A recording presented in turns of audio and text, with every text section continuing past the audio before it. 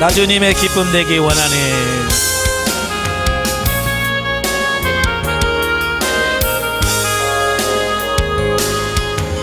나 주님의 기쁨 되기 원하네. 내 마음을 새롭게 하소서. 새 부대가 되게 하여 주사. 주님의 빛 비추게 하소서. 내가 원하는 한 가지, 주님의 기쁨이 되는 것. 내가 원하는 한 가지, 주님의 기쁨이 되는 것. 겸손히 내 마음 드립니다. 나의 모든 것 받으소서. 나의 마음 깨끗게 씻어주사. 주의 길로 행하게 하소서. 내가 원하는 한 가지, 주님의 기쁨이 되는 것. 내가 원하는 한 가지, 주님의 기쁨이 되는 것. 내가 원하는 한 가지, 주님의 기쁨이 되는 것. 내가 원하는 한 가지, 주님의 기쁨이 되는 것. 아멘. 기도하시겠습니다. 은혜로우신 아버지 감사합니다. 오늘 또 우리를 훈련의 장소로 인도하시고 영성훈련 입문과정 할 수 있도록 은혜 주셔서 감사합니다. 오늘도 우리 지각을 열어주셔서 강의를 듣는 가운데 깨달아지게 하시고 알아지게 하시고 생각나게 하옵소서. 시종을 주님께 맡겨오며 예수님의 이름으로 감사하며 기도합나이다. 아멘. 예, 오늘은 영성 입문과정 마지막 날이에요. 그래서 제 9장 영성과 목회에 대한 부분입니다. 페이지는 76페이지입니다. 과거 제가 처음 영성 훈련에 입문할 때만 해도 그 영성이라고 하는 말을 거의 사용하지 않은 때예요. 그러니까 영성이라고 하는 말만 들어도 저거 뭐 잘못된 거 아니야? 이단이야? 라고 할 만큼 영성에 대해서 굉장히 들어보지 못한, 저도 그래서 처음에 영성을 소개했을 때 그 이단이다 저도 안 왔어요. 왜냐하면 그 영성이라는 그 어감이 굉장히 왜 처음 들어보는 용어잖아요. 근데 지금은 이제 영성이란 말을 참 아주 흔하게 써요. 예. 그래서 지금은 뭐 신학교에서 영성학과가 생길 만큼 영성에 대한 굉장한 새로운 바람이 일어나게 돼요. 그래서 막 뭐 기록 방송이라든지 TV를 보면 영성이란 말이 많이 나오고요. 신문에 봐도 영성이란 말이 참 많이 나와요. 예? 그래서 심지어는 영성이 아니면 이 시대에는 살 수 없다라고 할 만큼 영성에 대해서 굉장히 많은 관심을 갖게 되어지죠. 예. 그런데 문제는 뭐냐면 영성이란 말을 쓴다고 해서 영성은 아니라고 하는 거예요. 그래, 영성이 뭔지를 정확하게 이해를 하고, 아, 영성이라는 게 이런 거구나 라고 그걸 이해한 다음에 구체적인 훈련을 통해서 아, 이렇게 살아야 되는구나 라고 훈련을 하셔야 돼. 아시겠어요? 그러니까 이론만 가지고는 안 된다 그 말이에요. 왜 우리가 지금까지 신앙생활을 수십 년 해도 왜 내 삶에서 변화가 잘 안 일어나느냐면 그냥 우리는 말씀만 듣고 끝나잖아요. 강단에서 여러분 사랑해야 됩니다. 구체적으로 어떻게 사랑해야 되는지, 그잖아요. 그 부분에 대해서 잘 안 가르친단 말이에요. 예. 그러니까 사랑해야 한다는 건 아는데 어떻게 사랑해야 되며, 만약에 나에게 어떤 해코지라는 사람이 나왔을 때 내가 어떻게 대처를 해야 되는지, 이런 부분에 대해서는 전혀 가르쳐지지 않기 때문에 실생활에 들어가서 어떤 사람이 나를 괴롭히면 그냥 똑같이 그 사람이 한 대 때리면 나도 한 대 때리고, 욕하면 나도 욕하고, 뭐 그러니 이거 예수 믿는 사람 납치다운 삶이 전혀 안 나타나고. 예. 며칠 전에 제가 그 간증을 하나 들었어요. 새롭게 하소서 간증 들었는데 그래요. 그 남편이 교회 안 나왔대요. 그래서 왜 안 나왔냐, 부부가 나왔는데 왜 안 다녔냐 그러니까, 아니 예수 믿는 사람들 보니까 예수 안 믿는 사람 똑같은데 굳이 내가 가서 교회 다닐 필요가 있냐, 필요성을 못 느꼈다는 거예요. 그죠? 자기는 예수 안 믿어. 근데 예수 믿는 사람을 가만히 보니까 하는 짓이 똑같은 거예요. 뭔가 달라서, 야 역시 예수 믿는 사람 달라, 이러면 나도 교회 다녀볼까 라고 생각이 드는데 전혀 그런 게 안 나타난다는 거예요. 심지어 자기 부인이 먼저 교회 나갔는데도 불구하고 네가 언제까지 다니나 보자 그러고, 전혀 말을 안 듣는 거예요. 왜냐하면 자기가 봐도 자기가 원하는 수준이 아닌 일, 똑같은 거예요. 예. 그래서 그분이 교회를 안 다녔대요. 그런데 부인이 예수 그리스도를 믿고 진짜 변화되더라는 거예요. 예?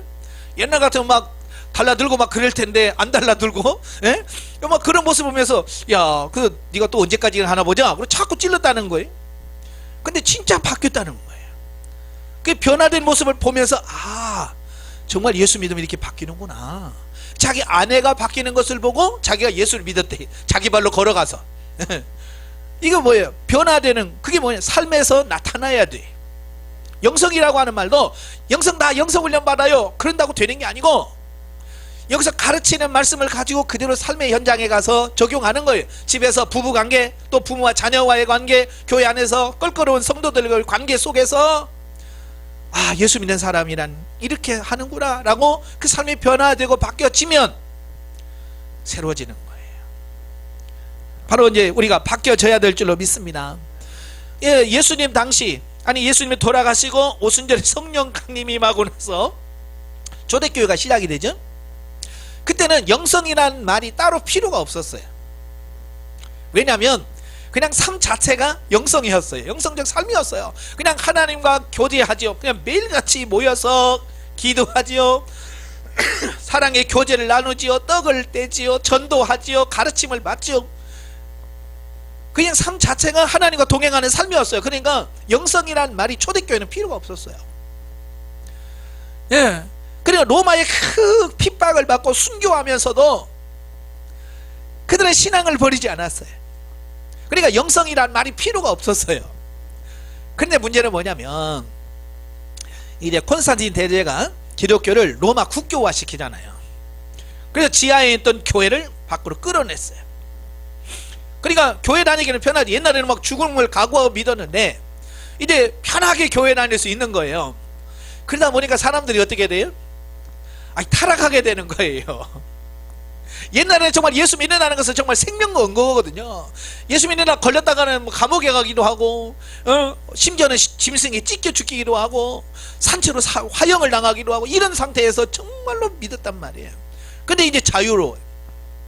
오늘 요즘에 왜 우리 기독교인들이 이렇게 신앙에 나온 삶이 안 나타나냐면 너무 자유로운 거예요.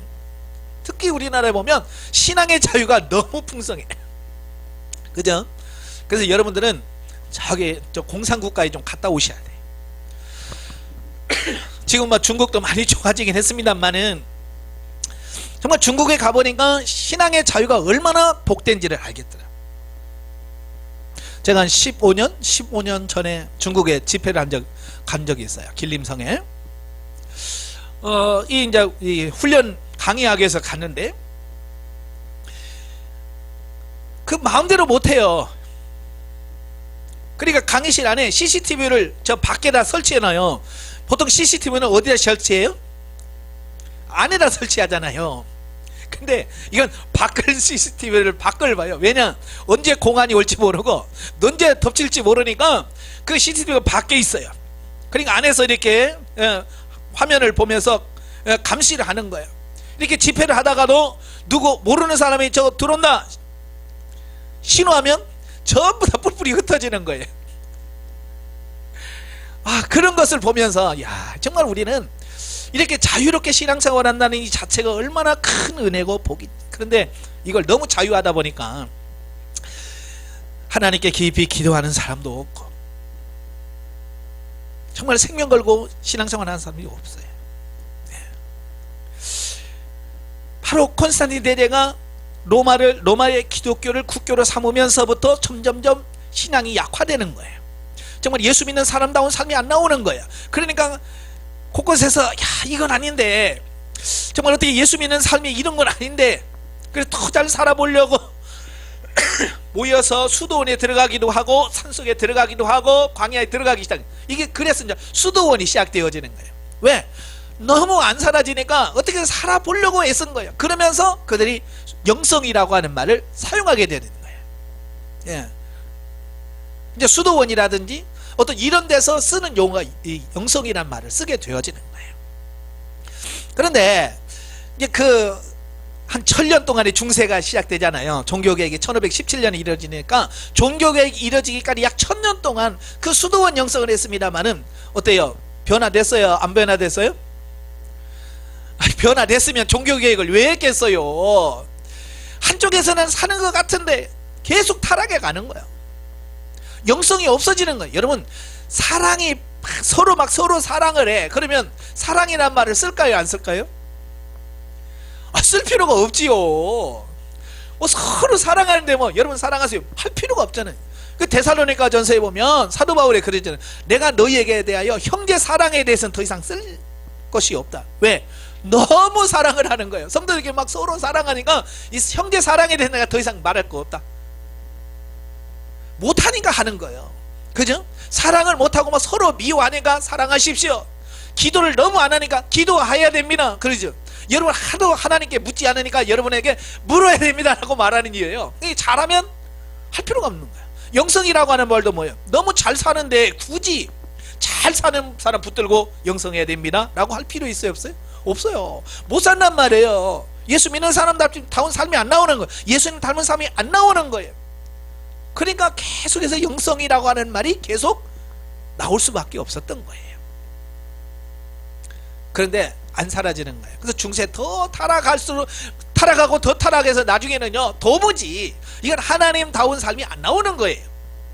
교회가 아닌 거예요. 그래서 1517년에 루터를 통해서 중심으로 종교 개혁을 일으킨 거예요. 더 이상 이 썩은 데서는 더 이상 신앙생활이 안 되겠다. 그래서 이제 종교 개혁을 하게 되고 이제 오직 말씀으로 돌아가자. 그래서 종교개혁을 일으켜서 지금까지 오게 되어진 거예요. 그런데 종교개혁 일으킨 지 500년이 넘었잖아요. 처음에 그 뜨거운 열정, 하나님 말씀대로 살고 싶은 그 열정이 점점 식어져 가는 거예요. 그래서 세속화되죠. 그죠? 타락해. 그래서 지금 교회 안이나 밖이나 거의 똑같은 삶이 되어져 버린 거예요. 그래서 이 시대에 정말 이 시대 교회가 새로워질 수 있는 방법이 뭐냐? 영성밖에 없다. 새로워져야 된다라고 외칠 수밖에 없는. 자, 그래서 이 시대는 이제 영성 목회를 해야 돼요. 그냥 일반 목회하면 안 돼. 그 영성 목회라고 하는 게 뭐냐? 거기 1번 보면 하나님의 자녀로 온전케 세우는 사역이다. 영성 목회라는 게 뭐냐면 하나님의 자녀로서 온전하게 세우는 사역이 이게 목회라 그 말이에요. 예, 그래서 영성 목회란 그 목표는 무엇인가? 영성 목회란 성도 개개인이 믿음으로 복음을 받아들여 성령으로 거듭난 후 날마다 삼일째 하나님과 교제의 삶을 살면서 성장하고 성숙에 대해서 그리스도를 본받는 성화의 구원을 이루는 삶을 살 수 있도록 도와주는 거다. 여러분 교회 다니면서 이런 걸 들어보셨어요? 성령으로 거듭난다 들어보셨죠? 예. 그러나 날마다 하나님과 교제하며 교통해야 된다는 거 들으셨어요? 말만 들었지 구체적으로 어떻게 성령님과 교제해야 되고 하나님과 교제해야 된다는 거 아셨어요? 그저 기도만 하시오 그러잖아요. 그 다음에 또 영이 성장해야 된다는 거 들어보셨어요? 예? 열심히 봉사하면 복 받습니다 라고만 했지 내 영이 내 안에 실제로 존재하는 그 영이 성장하고 성숙해서 예수 그리스도를 본받는 성화 구원에까지 가야 된다. 이 우리 한국교회는 그 영혼 구원에 대해서는 굉장히 많이 말을 해요. 그죠? 예수 그리스도를 믿고 거듭나면 영혼이 구원받습니다. 예. 그걸로 끝나느냐? 아니라 그 말이에요. 예수 그리스도를 닮아가는 성화 구원을 이루어야 돼. 예. 근데 지금 우리 한국교회는 뭐냐, 영혼 구원에 끝났어요. 그래, 안 믿는 사람한테 전도하죠. 예수 믿으시오, 복 받습니다. 그래서 이제 영접하실 겁니까? 그래, 영접합시다. 그래서 영접기도 하고, 이제 당신은 하나님의 자녀가 됐습니다. 그리고 그 다음에 성화 구원에 그 말을 안 해. 그죠? 열심히 교회 나오시고 헌금하시고 봉사 많이 하시면 상 받습니다, 복 받습니다, 이러고 끝나는 거예요. 예. 온전한 구원에 이르지 못하는 거예요. 변화가 이루어지지 않는 거예요. 그래서 영성 목회란 뭐냐, 그 예수 믿고 변화된 사람이 영이 성장을 해서 정말 예수 그리스도를 닮아가는 그 성화 구원까지 온전히 이루도록 도와주는 그 역할을 하는 거다. 아시겠죠? 자, 그러면 이제 성도를 영성적 신자로 양육하려면 영적 안목이 열려야 된다. 이제 이게 중요한 거예요. 그 영성 목회를 하려고 하면 지도자가 영적 안목이 열려야 돼. 그래서 영적인 세계를 볼 수 있고 영적인 세계로 끌어갈 수 있는 이런 안목이 있어야 돼. 예수님이 바리새인들 향해서 뭐라고 그래? 야, 맹인이 맹인을 어떻게 인도할 수 있느냐? 맹인이 맹인이 둘 다 구덩이에 빠진다. 여러분도 마찬가지예요. 지도자가 맹인이 되면 안 되지. 여러분도 마찬가지예요. 여러분 맹인이 되면 여러분을 끌어갈 수가 없어요. 심지어 마태복음 23장에 보면 예수님께서 바리새인들 향해서 뭐라고 그래? 야, 너희는 천국도 못 가면서 왜 천국 가는 길을 막아서 다른 사람도 못 들어가게 하고, 산과 들을 다니고 바다를 건너서 믿는 사람 하나 겨우 찾아가지고 배나 지옥 자식 만든다는 거예요. 차라리 놔두면 다른 사람을 전도받아서 천국이나 갈 수 있는데, 이건 전도한다고 전도해가지고 잘못 가르쳐가지고 배나 지옥 자식 만든다고 말이에요. 예? 여러분 신천지 같은 인간들 있잖아요. 그죠? 그냥 교회 다니는 사람 놔두면 천국이라도 가지. 그렇잖아요? 뭐 부끄러운 뭐 구원이든 뭐든 하여간 예수 믿고 구원 받고 거듭났으면 천국이라도 갈 거 아니야. 근데 굳이 찾아가지고 복음방 가서 데려가서 거기서 자기들 이만희가 보혜사라고 가르쳐서 복음에서 떨어져 배나 지옥 자식 만들어 놓고 가정 파괴하고 교회 파괴하고 그렇게 만들어 버리는 거예요.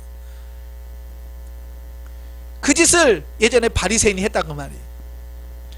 오늘날도 마찬가지. 오늘날 꼭 이단만 아니더라도 교회에서 마찬가지예요.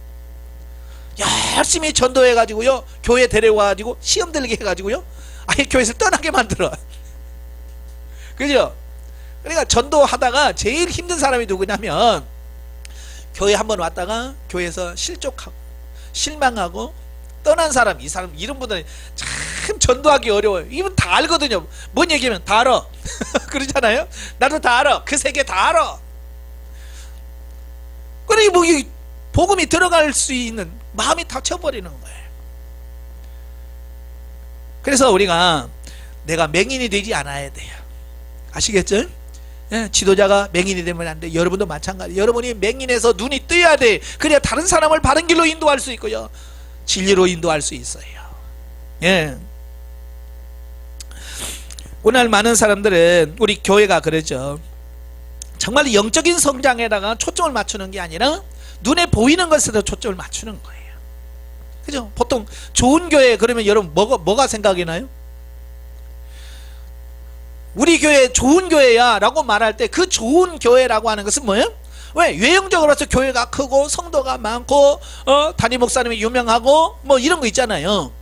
사회사업 많이 하고 불쌍한 사람 많이 도우면 좋은 교회라고 생각한다고 하면, 왜냐하면 우리는 그 외형적인 것을 바라보면서 좋은 것 나쁜 것을 평가하는 그런 사고와 가치관을 가지고 있다고 말해요. 그런데 우리가 평가하는 그 평가가 과연 예수님의 평가와 같을까라고 하는 거예요. 전혀 아니라고 하는 거예요. 예. 그러니까 제가 영성훈련 받으면서 충격받았던 하나님 말씀이 마태복음 7장 21절 23절이에요. 예. 주여 주여 하는 자마다 다 천국에 들어갈 수 없다는 거예요. 그날에 많은 사람들이 와서, 주님, 내가 주의 이름으로 선지자도 했고요, 내가 주의 이름으로 귀신도 쫓아내고요, 내가 주의 이름으로 이런 기적도 행했습니다. 그때 주님 말은, 내가 밝히 말하되 이 불법을 행하는 자 내게서 떠나가라. 나는 너를 도무지 알지 못하노라. 아니, 선지자 노릇도 했어요, 귀신도 쫓아냈어요, 기적도 행했습니다. 그런데 주님이 왜 모른다고 했을까?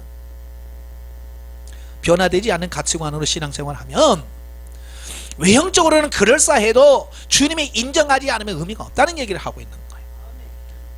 그래서 작아도 주님의 뜻대로 사는 삶이 중요하다. 아시겠죠? 그게 뭐냐? 바로 영성적 신자로 양육하는 거예요. 정말 하나님 앞에서 인정받는 삶으로 하도록. 그렇게 하려고 하니까 세 번째, 성도들의 영적 성숙에 늘 관심을 갖고 지도해야 된다 그랬습니다. 그러니까 이런 삶을 살려고 하면 영적으로 성장하지 아니하면 안 돼요. 그러니까 어린 아이 3살 4살에게 야, 너 어른답게 살아라. 아무리 3살 4살짜리에게나 철야기도 시켜도 어른같이 살까요? 금식기도 시킨다고 3살짜리가 어른같이 살까요? 안 돼요. 이건 금식이 아니라 철야를 100번 해도 안 돼요. 왜? 어리니까는 안 돼요. 그래서 영적으로 성장시켜서 성숙하게 되면 말 안 해도 성숙한 삶이 나와요. 그죠? 네, 그래서 교회에서 정말 신경 써야 될 게 뭐냐? 정말 영적 성숙이에요. 영적인 성장과 성숙에 대한 부분이에요. 그럼 어떻게 성장할 수 있을까? 네. 이 영혼을 어떻게 해야 아름답게 잘 성장할 수 있을까? 예, 보통 이제 그 찰스 솔로몬이라고 하신 분이 이제 영적 치유와 영성과 영적 치유라는 책을 쓰셨어요. 그 책에서 그 사람들의 영적인 성장하는 그 부분을 그래프로 이렇게 그려놓은 게 있어요. 나중에 이제 같이 한번 저와 볼 텐데요. 거기 보면 사람들마다 나름대로의 그 스타일이 있다는 거예요. 스타일. 예, 그 스타일이 크게 이제 2가지로 나뉘어지는데요. 자, 사역 중심, 그 다음에 관계 중심. 이 2개가 있다는 거예요. 성도들을 보면 신앙생활 하면서 사역 중심이냐 관계 중심이냐. 그래서 사역 중심은 일 중심 하는 거예요. 일 중심. 예수님 마르다처럼 그저 어떻게 많이 해서 많이 이렇게 하는. 그래서 이런 분들은 신앙적으로 보면 빨리 성장한다. 빨리 성장한다는 거야. 신앙이 왜 일하면서 하니까 빨리 성장한다는 거예요. 근데 문제는 뭐냐면 이 사역 중심은요, 자기가 건강하고 일 많이 했을 때는 계속 성장을 해가요.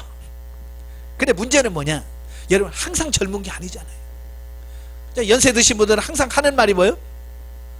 아이고 옛날 같지 않네. 아이고 그렇죠? 허리 두들기면서 아이고 옛날 같지 않아. 내가 젊었을 때는 말이지. 뭐 이런 거 뭐 아무것도 아닌데. 김양철에 가면 아이고 옛날에는 수백 포기 했어. 뭐 그러면서 자랑하는데 지금 어때요? 10포기 가고 힘들다고 그러란 말이에요. 사람이란 그래요. 어쩔 수가 없어. 그러니까 건강할 때는 성장을 하는데 나이가 많거나 질병이 들어서 일을 못할 때 되면 이 사람들은요 급속도로 추락합니다. 뚝 떨어져 버려요. 그래서 심지어는 뭐라고 말하냐면 내가 천국 갈지나 몰라. 내가 이렇게 살아가지고 내가 주님 앞에 갈지나 몰라. 지금 연세 드신 권사님들 장로님들 보면 그 말 하셔요. 그분들 뭐냐 사역 중심이라서 그래요. 여러분 일 많이 했다고 천국 가고 일 적게 했다고 지옥 가고 그래요? 아니거든요.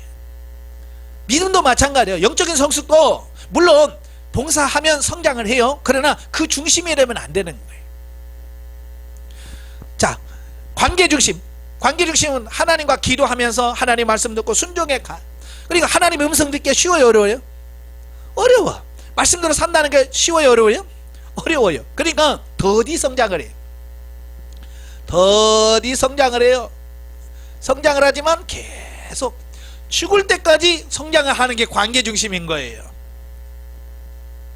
자, 예를 들어서 여러분이 80, 90대 가지고 요양원에 누워있어요. 사역 중심은 아무것도 못하잖아요. 누워서 아무것도 못하니까 이분들은 뭐예요? 아이고 내가 천국 갈지나 몰라 이러고 있단 말이에요. 근데 이 관계 중심은 누워서 진짜 아무도 못하는 똑같은 상황이 돼도 아버지 나와 함께 하시죠. 나는 주님 한 분만 만족해요. 누워서 관계 하나님과 관계를 맺으니까 그 삶이 천국인 거야. 그러니까 그분들의 믿음은 계속 사도 바울이 말한 것처럼 날로 새롭도다. 겉사람은 후피하나 속사람은 날로 새롭더라. 그 얘기가 이 말이에요. 근데 우리 한국교회는 지금 대부분이 뭘로 키웠냐면 사역 중심으로 키운 거예요. 그러니까 막 젊은 사람들 막 교회나 막 일시키는 거예요. 그죠? 그래서 이제 일 못할 정도 되면 물러나요. 은퇴하시오. 그래서 막 쫓아내. 그러면 이제 지금까지 열심히 주일하다가 늙었다고 이제 소외되면 뭐라고 그래요? 또 시험 들어. 젊었을 때 써먹더니 늙었다고 이제 뭐 하나. 그러면 이제 그다음부터는 뭐예요? 교회랑은 자꾸 시비 거는 거예요. 이제. 왜? 옛날 생각나고요. 본전 생각난다고 자꾸 시비 걸어. 젊은 사람한테 그래가지고는 되나 그러면서 막 젊은 사람 시험 들게 만들고. 왜? 사역 중심으로 만들면 그렇게 되어지는 거예요. 여러분 사역 중심이 되면 안 돼. 그렇다고 해서 일하지 말라는 말이 아니에요. 관계성 속에서 하나님과 관계 맺으면서 영혼이 채워지면서 관계를 하게 사역을 하게 되면 문제가 안 돼. 그래서 대부분의 교회 성도들이 오면 그냥 일부터 시킬까? 저거 뭔 일을 시킬까?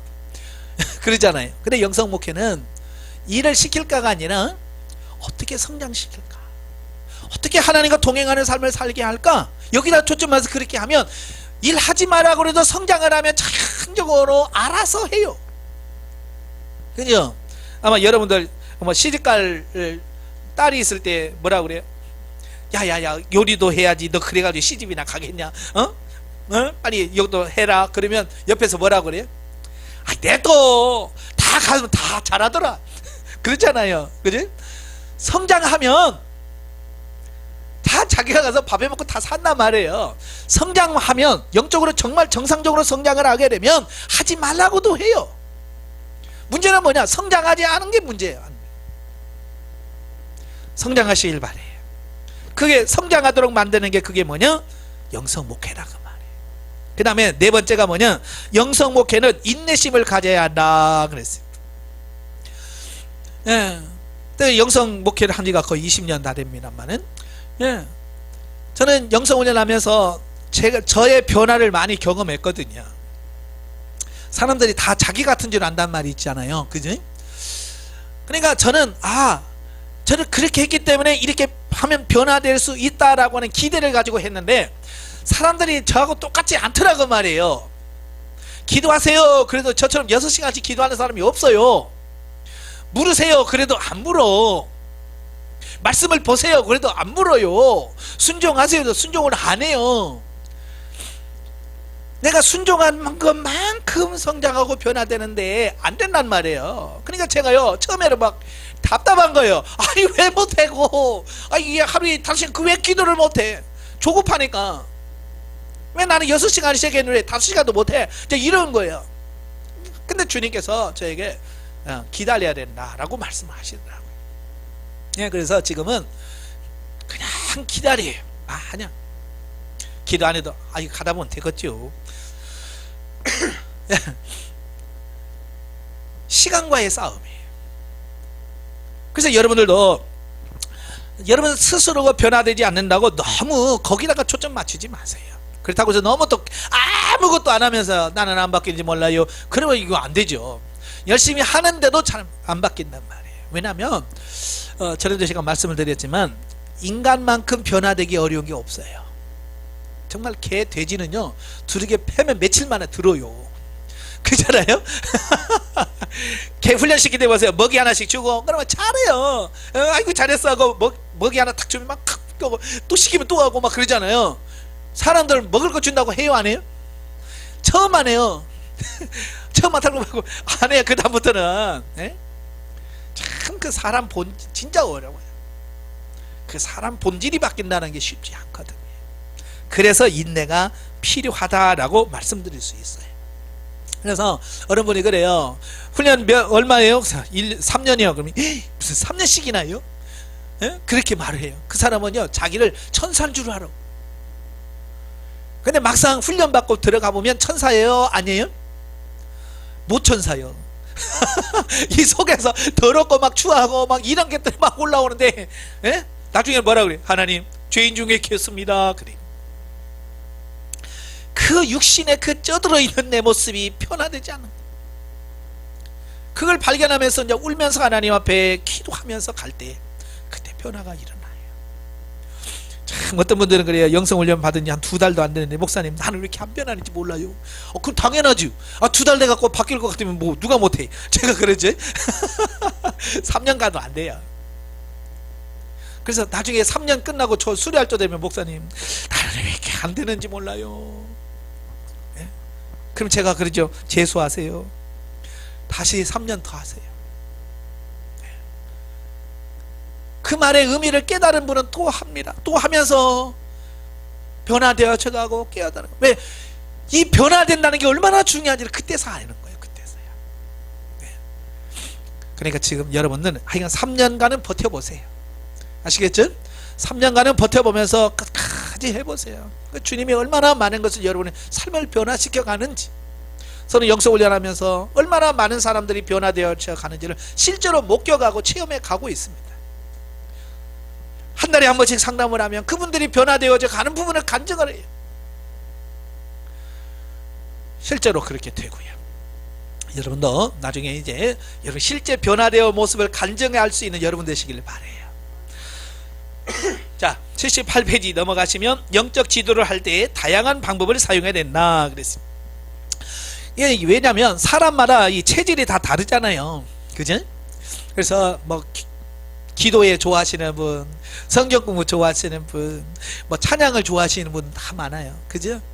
그래서 각자가 많으니까 다양한 프로그램을 통해서 다양하게 성도를 끌어갈 수 있는 부분이 돼야 되고요. 그 다음에 6번째는 전인적인 영적 실제가 되는 삶을 살도록 지도해야 한다 그랬어요.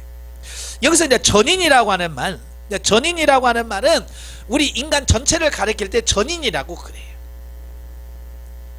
자, 우리 인간의 구조가 뭘로 돼 있죠? 영, 혼, 육, 이렇게 세 구조로 돼 있다고 말씀드렸잖아요. 자, 영만 가지고 사람이라고 말하지 않아요. 혼만 가지고도 아니고 몸만 가지고도 사람이라고 하지 않아요. 이 세 가지가 합쳐져서 사람이 되는 거예요. 그러니까 자칫 잘못하면 영만 최고야, 영만 하면 돼, 영만 살면 돼 라고 하는데요. 여러분, 영적인 삶을 살려면 이 혼이 도와줘야 되고 육이 도와줘야 돼. 이제 조금 훈련 가서 한 몇 개월만 되면요, 여러분이 이제 뭘 느끼냐면 영과 이 갈등을 느껴요. 갈등. 영이 하나님의 뜻을 깨달아 순종하려고 해요. 그런데 뭐가 말을 안 듣냐면 얘네가 말을 안 들어. 얘네가 말을 안 들어요. 예를 들어서 이런 거예요. 자, 영이 하나님께서 야 기도해라, 그죠? 그래서 여기 알겠습니다, 기도하겠습니다. 그리고 혼한테 야 기도하자 그래요. 그 혼은 뭐라고 그래요?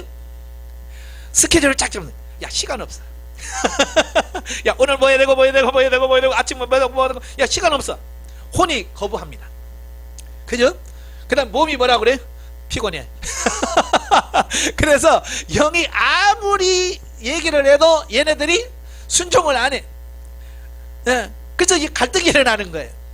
조금만 여러분 3, 4개월만 지나면 이 갈등을 여러분들이 경험하게 돼요. 실제로. 그래서 하나님께서는 다 훈련시키는 거예요. 육을 훈련시키시고 혼을 훈련시키시는 거예요. 그래서 육적 자아가 깨지게 만드시는 거예요. 깨지게 만들어서 내 마음대로 내 생각대로 살면 안 되는구나, 결국 영에게 순종해야 되는구나, 이걸 깨우치게 만드시는 거예요. 여러 훈련을 통해서. 이걸 혼의 구원이라 그래. 그러니까 혼이 구원받는 것은 뭐냐? 내 생각을 내려놓고 영이 인도하는 대로 순종해가는 그 삶, 자기를 내려놓고, 이게 혼의 구원이라 그래. 혼의 구원. 그럼 몸의 구원은 뭐냐? 육의 구원은 뭐냐? 이 혼에 순종하는 거예요. 마치 혼이 영에 순종하듯이 육이 변화된 혼이 기도하자 그러면 피곤하고 뭐가 없어. 그래 가자. 그래서 육이 쩔레쩔레 따라가서 기도하자. 그래 무릎 꿇자. 그래서 도와주어. 그래서 이 전체가 다 하나가 돼서 하나님을 섬기는 거, 이게 전인구원이라고 하는 거예요. 아시겠죠? 근데 이제 한국교회는 뭐만 가르치냐? 영의 구원만 가르치는 거예요. 예수 믿어. 영접했지? 너 이제 구원만 왔어. 땡. 그러니까 뭐가 안 나와요? 얘 구원이 안 되니까 삶에 안 나오는 거예요. 삶이 안 나와. 똑같은 거예요. 예수 안 믿는 사람은 믿는 사람은 똑같이 사는 거예요. 예. 근데 옆에서 누가 이 영중심의 삶을 사는 사람을 있으면 보고, 아유, 나하고 다르네? 라고 할 텐데, 교회 똑같이 사는 말 사니까 누굴 보고 따라갈 사람이 있어요, 없어요? 없어요. 뭐라 그래? 뭐 다 장로들은 그렇게 살던데, 뭐 권사들도 뭐 다 그렇게 살던데, 뭐. 그러고 이 영중심의 삶, 전인 구원의 삶을 살려고 하지 않는 거예요. 이제 여러분이 그 모델이 되셔야 돼요. 아시겠죠? 여러분이 변화돼서 정말 여러분의 교회에서 정말로 이 영혼 몸이 다 구원받아서 정말 하나님 말씀대로 살아가는 그 삶을 살아졌을 때 너희는 세상의 빛이라 그랬거든요. 이제 그게 비춰지는 거야. 옆에서 한 사람 한 사람 붙어. 권사님, 어떻게 하면 나도 그렇게 살 수 있을까? 나는 권사님만 보면 나는 예수님 보는 것 같아. 말 안 해도 따라와요. 붙어요. 마치 이런 거예요. 자석이 있으면 쇠가 따라붙잖아요. 뭐 끌어당기는 게 아니야. 그냥 저절로 와서 따락 붙어. 그러니까 여러분이 조금만 영적으로 새로워지면요, 교회에서 영적으로 목말라 하신 분들 여러분에 붙습니다. 여러분에 붙어요. 자꾸 붙어서, 권사님 어떻게 기도하면 좋아? 뭐 권사님 내가 이런 문제 있는데 어떻게 하면 좋아? 라고 자꾸 붙어요. 그러면 가만히 앉아서 그분들에게 기도하면서 이렇게 하시면 좋아요. 그래서 세워가는 역할을 여러분이 하셔야 되는 거예요. 아시겠죠? 예. 바로 그 역할을 여러분들이 해야 된다 그 말이에요. 그래서 전인구원, 이게 실제가 돼야 돼. 그 다음에 7번째, 성도들의 영적 변화와 성장의 목양의 목표를 둬야 된다.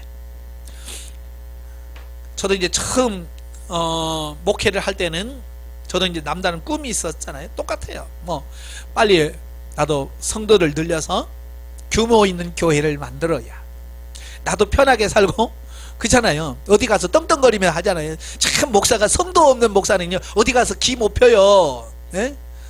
그죠? 그래서 성도가 몇천 명 돼요. 우리 교회가 말이야 이럴 텐데, 뭐 성도도 몇 명 없으면 어디 가서 뭐 하세요? 개척교회요. 성도 몇 명이요? 있어요. 그러면서 왠지 쭈그러들어. 왜? 이게 사람 숫자에 이게 매여있는 어떤 그런 부분이 생기는 거예요. 그런데 정말 중요한 게 뭐냐, 모이는 사람이 몇 명이냐가 아니라 정말 참된 영혼이 있느냐 없느냐는 거예요. 그러니까 소돔과 고모라 성에 죄인이 많아서 망하는 게 아니에요.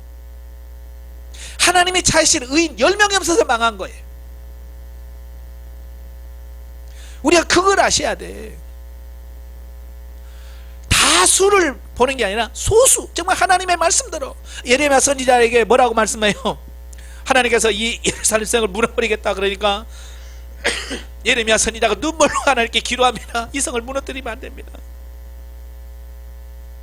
하나님께서 뭐라고? 너 예루살렘 성을 돌아다니면서 이 백성들이 죄악으로 물들어 있는 이 상황을 바라보면서 안타까워하면서 눈물로 기도하는 사람 한 사람만 찾아라. 그러면 내가 예루살렘 명하지 않겠다 그래. 예레미야 선지자가 예루살렘 성에 들어가서 그런 사람 한 명을 찾는데 한 명이 없는 거야. 한 명이. 그래서 예루살렘 무너져 버린 거예요. 오늘 뭐 수천 명 수만 명 그게 뭘 자랑이라고요. 정말 그 중에 의인 10사람이 있느냐? 정말 진실하게 하나님의 나라를 위해서 깨어있는 한 사람이 있느냐? 이게 중요한 거예요. 한 사람만 있어도 이 나라의 민족 삽니다. 여러분이 여러분의 교회에서 그 한 사람만 여러분이 있어도 여러분 교회에 살아요. 그 한 사람이 없기 때문에 교회가 어지러운 거고요. 그런 거예요. 우리 너무 물량주의, 어떤 눈에 보이는 어떤 이런 것들에 초점을 맞추다 보니까 정말 해야 될 것에 우리가 관심을 못 갖죠. 한 영혼이 너무 중요하다는 사실을 기억하시기 바랍니다. 저도 이제 목회를 하다 보니까 저도 이제 하도 저도 뭐 세상에 뭐 똑같은 사람 아니에요. 그래서 저도 맨날 하나님의 주님 언제 보내주실래요? 몇 명 보내주실래요? 뭐 이러고 맨날 기도하고 그거였지 뭐. 근데 주님께서 그게 중요하지 않다라고 말씀하시는 거예요. 그래서 제가 숫자에 연연하면 할수록 자꾸 성도를 빼가 하시는 거예요. 하나님 교회 붕시켜주세요. 기도하면 한 명 이사 가버려요. 또 막 철야 기도하면 또 이사 가버려요. 참 그게 희한하더라고요. 내가 욕심을 부리고 자꾸 기도하면 할수록 나가. 처음 이해가 안 됐어요 그게. 그런데 사람의 숫자가 중요한 게 아니라 그 영혼, 한 영혼을 세우는 게 너무 중요하다는 걸 깨달아. 그래서 제가 하나님께 기도했잖아요. 하나님 그래요 맞습니다. 사람의 수가 뭐가 중요합니까? 정말 한 영혼을 두고 내가 평생을 목회하라고도 하겠습니다. 제가 영혼의 한 영혼의 귀중함을 깨달은 거예요. 네. 그래서 지금 성도가 없어도 저는 자신 있고 하나님께 감사하면서 내게 주어진 사명 감당하는 거예요. 왜? 숫자가 중요하지 않아요. 예. 그래서 제가 강의할 때는 뭐 여러분이 뭐 사람이 많이 와도 저는 열정적으로 하지, 한 사람 와도 열정적으로 합니다. 왜? 저는 사람의 숫자 머리에 그거 별로 관심 없어요. 물론 많이 와서 같이 훈련받고 하면 좋지요. 그러나 거기에 연연해서 한 사람 에이 오늘 한 사람밖에 안 했나 오늘 안 해요? 나 안 합니다. 예, 한 사람만 와도 해요. 심지어는 아무도 안 와도 합니다. 제가 안양에서 훈련할 때요 야간반을 하는데 야간반은 다 직장 생활하잖아요. 직장 생활하고 끝나고 오다 보니까 7시에 강의 시작하는데 7시 시작되면 아무도 안 와요. 뭐 직장에 다니시면 아시겠지만 뭐 야근도 해야 되지 뭐 하다 일도 새기지 막 그러면 오고 싶은데 못 오잖아요. 그지?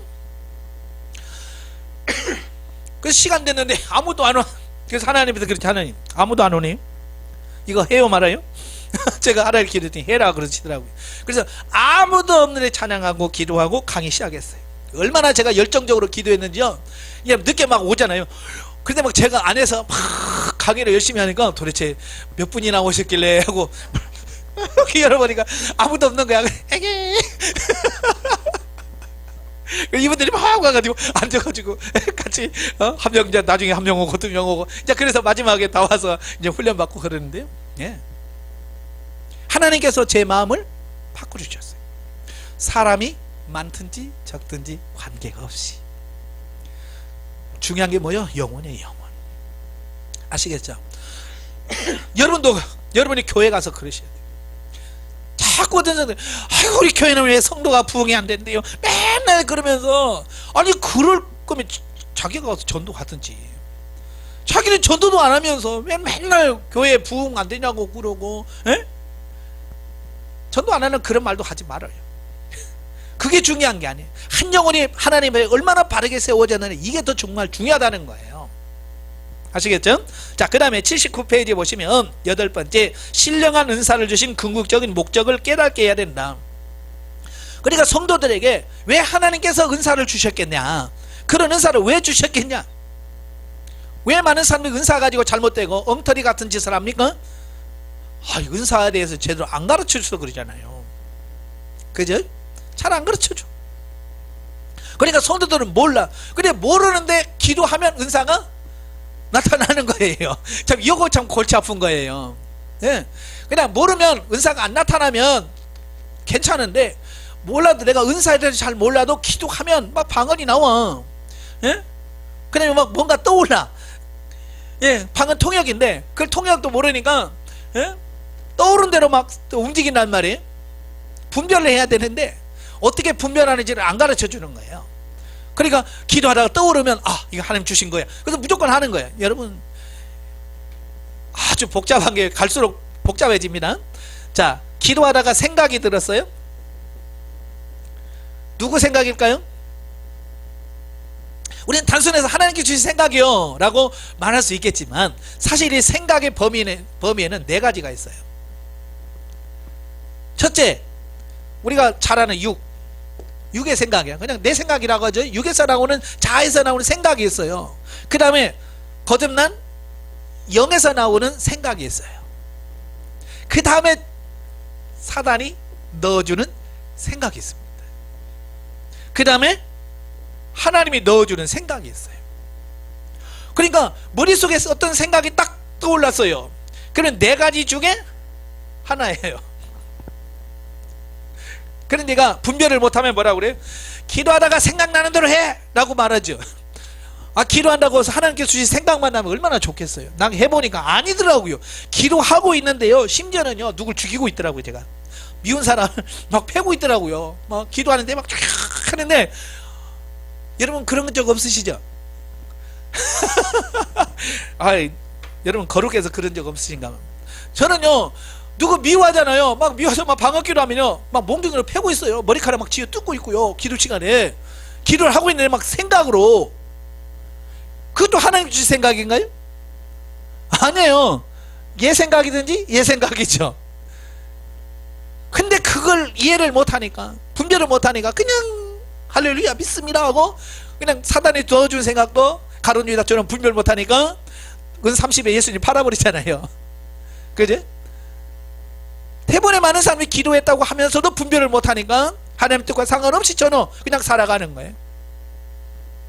그래서 이런 부분들을 정확하게 방언 통역하는 방법도 가르쳐주고, 분별하는 것도 가르쳐주고, 그래서 잘 살 수 있도록 가르쳐줘야 되는 거예요. 또 은사 나타나는 것도 정말 다양하게 나타나요. 네, 각양 은사가라고 이제 각양.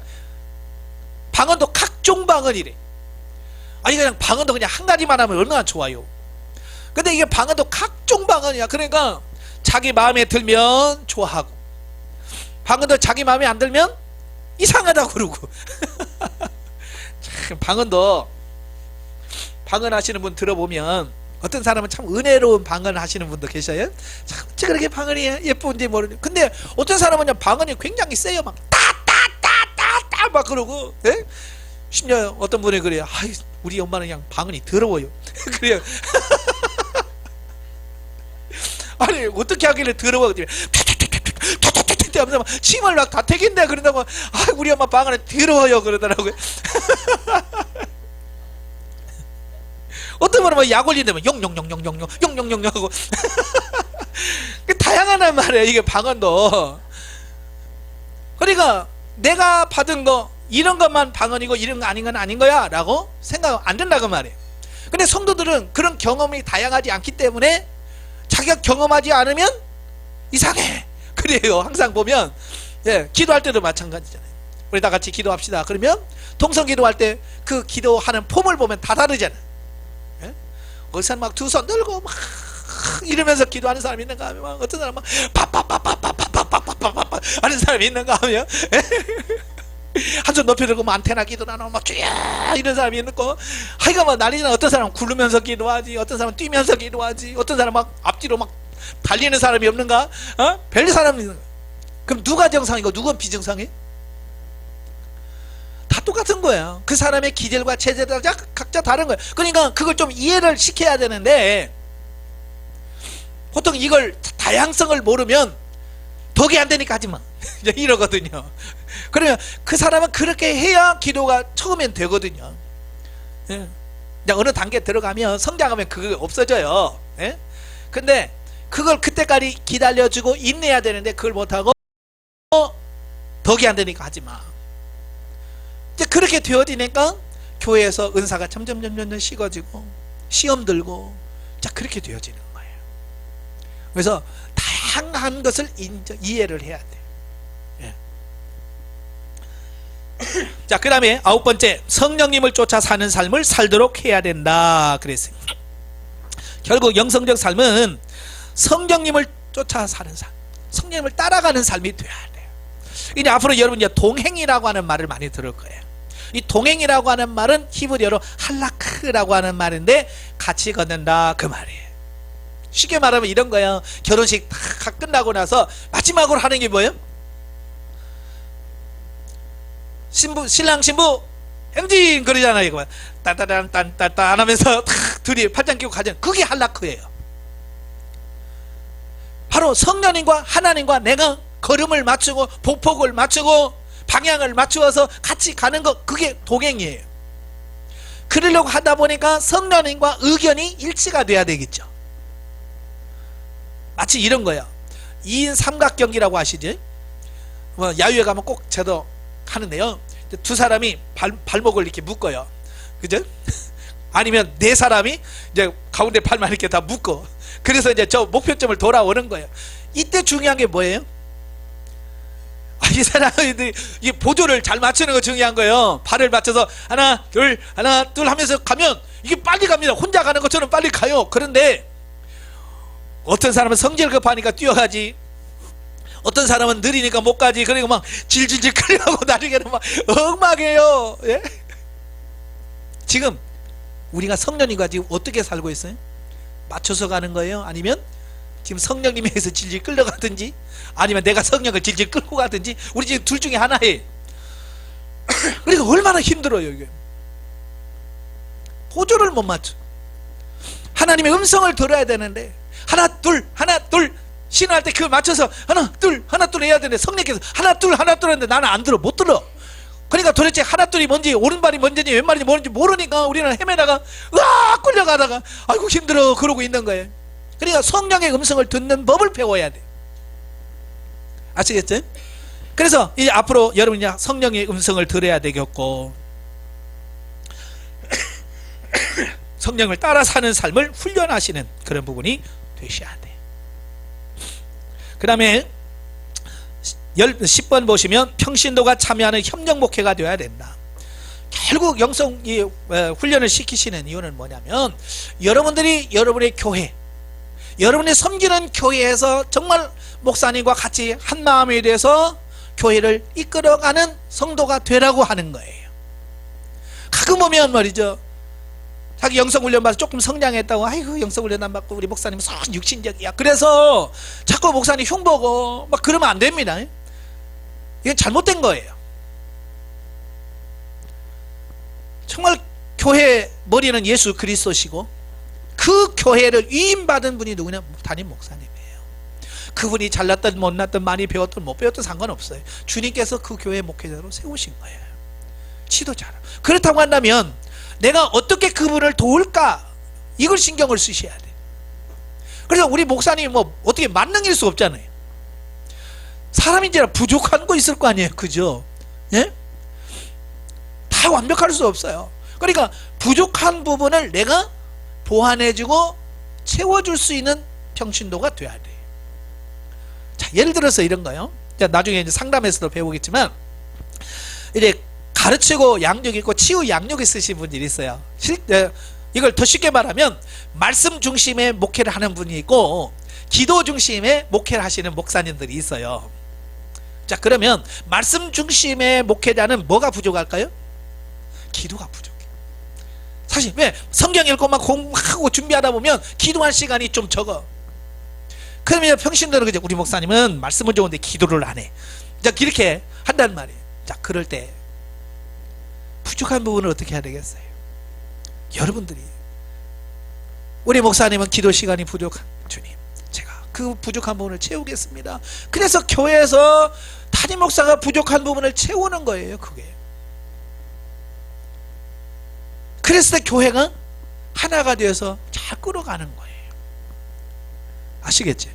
그래서 여러분도 여러분의 섬기는 교회에서 내가 교회에 뭘 통해서 교회를 세워갈 것이냐, 목사님의 부족한 부분이 뭐냐, 그 부분을, 부족한 부분을 보고 기도하면서 채워갈 수 있는 삶이 되어야 돼. 그래서 협력 목회가 되어야 되는 거예요. 가끔 이제 목사님 따로 평신도 따르죠. 그죠? 그래서 목사님 하고 싶은 거 많은데 평신도들은 뒷짐지고 못 따라가고, 그러면 교회가 어려워지는 거예요. 자, 넘겨가십니다. 80페이지에 보시면 이제 본을 보여주는 사역. 결국 영성 목회라고 하는 것은 다른 거 없어요. 말로 해갖고는 안 돼. 본을 보여주고 봐라, 이렇게 했지, 따라와.